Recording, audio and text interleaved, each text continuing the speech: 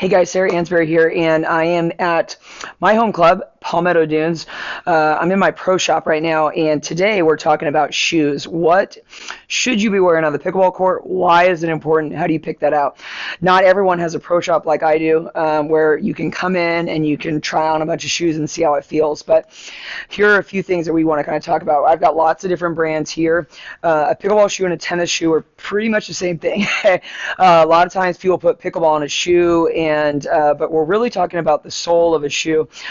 Well, I mean, I've got my off-court shoes right here too, my UFOs. I love these. These are great recovery shoes.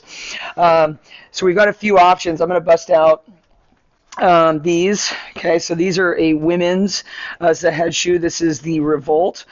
What we're really looking at, the importance of a shoe is the sole of the shoe. Okay, we want a flat sole. So these are made for tennis or for pickleball. Okay, and what you're looking for is more support. A lot of times what you hear is you want kind of a wider toe box. Usually in pickleball, it's a more compact kind of movement on the court. So sometimes people want to go a little bit, even like a half a size bigger. So trying on the shoes that you want are super important. Making sure that you've got a thick toe and a nice toe box. So see where this is right here. These are made for a reason. Why we have a court shoe is when you drag that toe on the court, that's going to actually support that. So we get a lot of wear and tear on these parts of the shoes. Let me bust out. Let's see. Here's another pair. So these are actually also the head Revolts. This is the men's model. Okay. So when you get shoes, and this is why you buy shoes that are a little bit more, so you're paying also for a warranty. So say I'm opening up this box and I've got a little warranty card. So if anything goes wrong, the shoelaces are kind of struggling or you hole or anything, most often that 120 plus price point is usually having to do with the warranty, so you can get new shoes. So these are also a model of the Revolts. Okay, so these are a little bit wider in the toe box, but you see it's got a flat sole. That's the most important. A lot of times, people who don't come from tennis, tennis or court shoes, uncomfortable.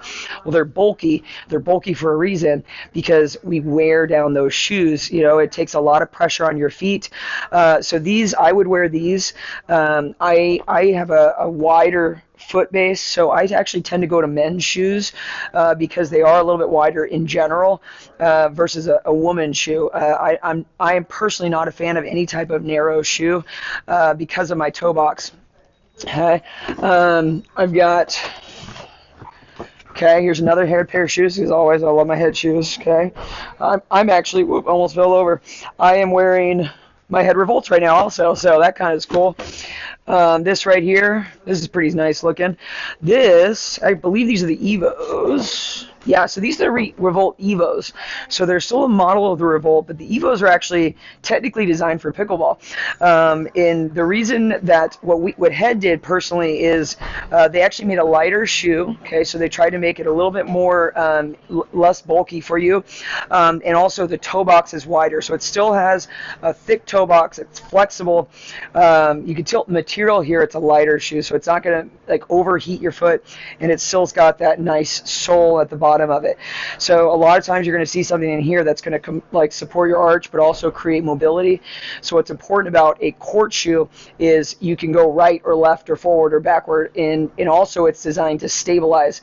A running shoe, a training shoe, the sole of the shoe is usually not thick enough or support you enough. I actually went on the court recently with a pair of running shoes to do one lesson, and I felt it in my knees immediately. Just didn't give me the support that I needed.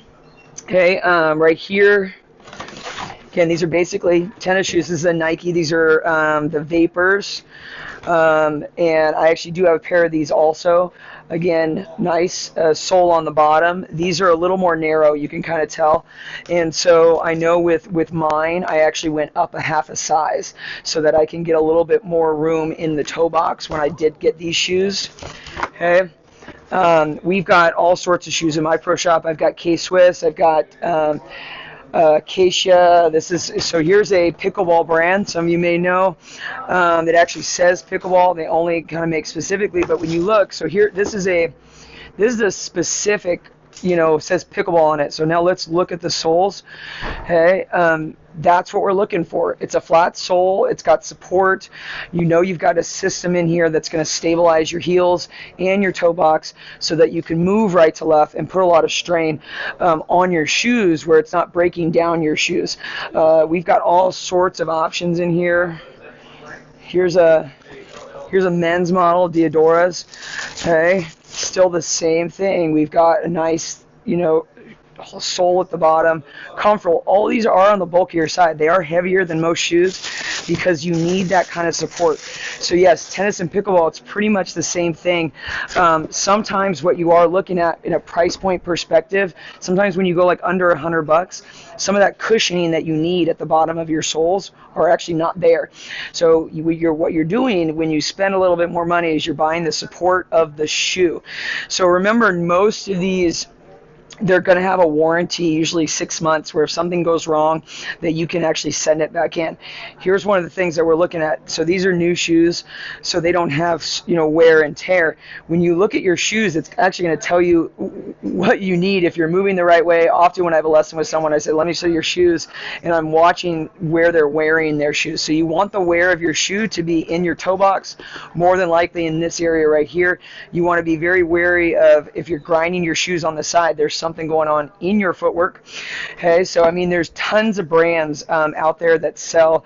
Adidas makes great court shoes. Wilson, Babolat, all these are great shoes that tennis or pickleball. It's really, you want to make sure you try them on. You get a choice of it. And since this is here, OS First, they have great performance. Look at this. Pickleball socks. Socks are also important when you're on the court, making sure you're not getting blisters, those types of things. So these are nice and thin. They're made out of bamboo. They're airy is what it is. I'm going to give you one more tip about shoes. Don't wear them everywhere. Bring them separately when you come to the courts. Put them in your bag and wear sandals or something else. These are my off-court shoes, so as soon as I get off the court, I put my shoes in the bag and I put my UFOs on, my recovery shoes. So these are the things. Your feet are worth investing in. They are worth it. They want support so that your knees and your hips and everything are able to stabilize.